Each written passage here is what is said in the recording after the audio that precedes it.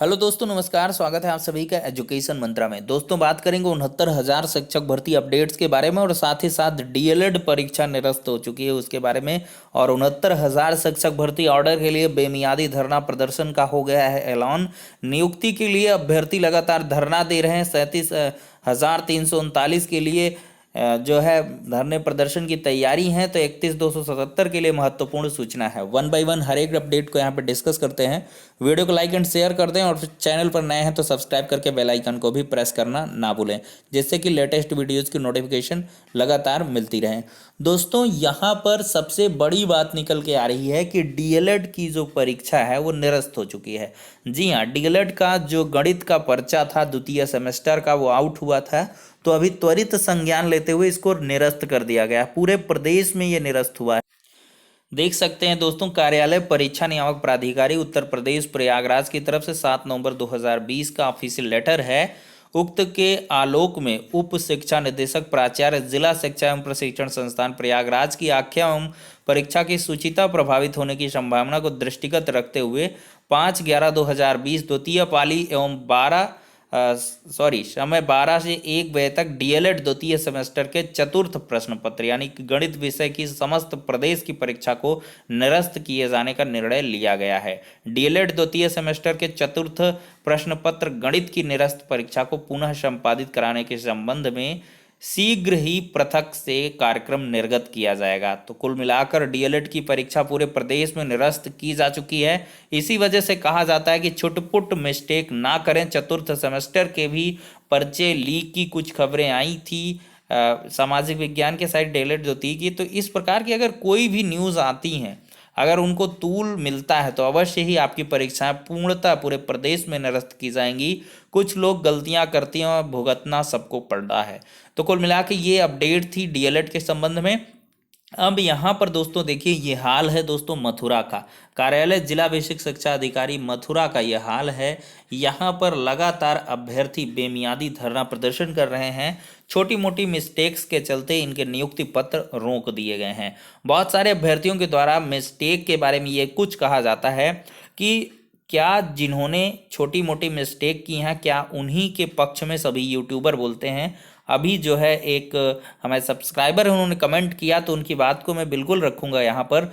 बिल्कुल छोटी मोटी मिस्टेक के आधार पर अधिकारी भी अवेयर हैं, लेकिन जो मार्क्स में विसंगतियाँ हैं वो कोई पहाड़ तोड़ गलतियाँ नहीं हैं, वो भी छोटी मोटी गलतियाँ ही हैं। लेकिन यहाँ पर मेरिट प्रभावित वालों को थोड़ा सा डिलेड नियुक्ति पत्र मिलेगा, एट लास्ट मिलेगा, क्योंकि आपकी जो मिस्टेक है उससे मेरिट प्रभावित होती है और कहीं ना कहीं अलॉटमेंट प्रभावित होता है। तो इस वजह से थोड़ा सा आपको और इंतज़ार करना होगा। लेकिन अगर छोटी मोटी मिस्टेक, मतलब जिसके नाम, पिता के नाम, क्रमांक इधर उधर की ये मिस्टेक है, इनको नियुक्ति पत्र मिलेगा तो अवश्य ही आपको भी मिलेगा। आप लोग परेशान ना हो। तो कुल मिलाकर आपकी भी बात रख दी गई है। और सब्सक्राइबर का कहना था कि गलतियां तो गलतियां ही होती हैं, वो चाहे मार्क्स से रिलेटेड हों या फिर किसी और से। जिन्होंने 22 दिसंबर के पहले या 20 दिसंबर के पहले सॉरी कर लें, अर्हताएं पूरी कर रखी हैं और उनके अगर सभी डॉक्यूमेंट्स सही हैं तो अवश्य उनको नियुक्ति पत्र मिलने चाहिए। फेयरली जो भी कैंडिडेट है, इस प्रकार के आवेदन में हुई त्रुटियों के आधार पर किसी को भी नियुक्ति से वंचित नहीं किया जाना चाहिए। हालांकि लगातार शासन स्तर से सकारात्मक चीज़ें देखने के लिए मिल रही हैं। देखते हैं कब कुछ होगा। लेकिन यहाँ पर लगातार अभ्यर्थी मथुरा में कार्यालय जिला बेसिक शिक्षा अधिकारी में प्रदर्शन करते हुए दिख रहे हैं। वहीं पर आगे की अपडेट पर यहाँ डिस्कस करें। 31,277 के लिए बहुत ही महत्वपूर्ण सूचना है। प्रदेश के परिषदीय विद्यालयों में नवनियुक्त 28,320 शिक्षकों को 2 दिवसीय ओरिएंटेशन कार्यक्रम में शामिल होना होगा। नवनियुक्त शिक्षकों को जिला शिक्षा एवं प्रशिक्षण संस्थान यानी कि डायट में 16 से 30 नवंबर के बीच प्रशिक्षण दिया जाएगा। प्रदेश के स्कूल शिक्षा महानिदेशक की ओर से जारी सूचना में कहा गया है कि डायट में 25-25 शिक्षकों का बैच बनाकर हर दिन 2-2 बैच को प्रशिक्षण दिया जाएगा। प्रशिक्षण कार्यक्रम का संचालन 9:30 से 5 बजे के मध्य होगा। तो प्रयागराज से जुड़ी हुई अपडेट है। हर एक जनपद के जो शेड्यूल हैं वो आने शुरू हो जाएंगे। आप लोग अपने जिला बेसिक शिक्षा अधिकारी कार्यालय से पता करते रहें या अपने जनपद के जो भी खंड शिक्षा अधिकारी महोदय हैं उनसे भी इसके बारे में जानकारी लेते रहें।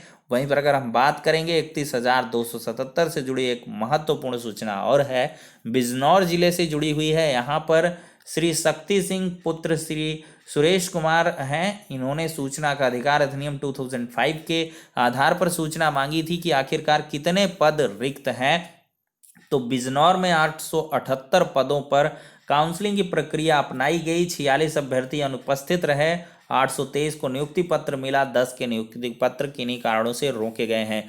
तो यहाँ पर अगर देखा जाए तो 46 सीटें सीधे से रिक्त हो गई हैं और 10 सीटों पर नियुक्ति पत्र रुका है। तो बिजनौर में 56 अभ्यर्थियों के जो नियुक्ति पत्र हैं वो होल्ड हैं, या कह लें 56 पर संकट के बादल हैं।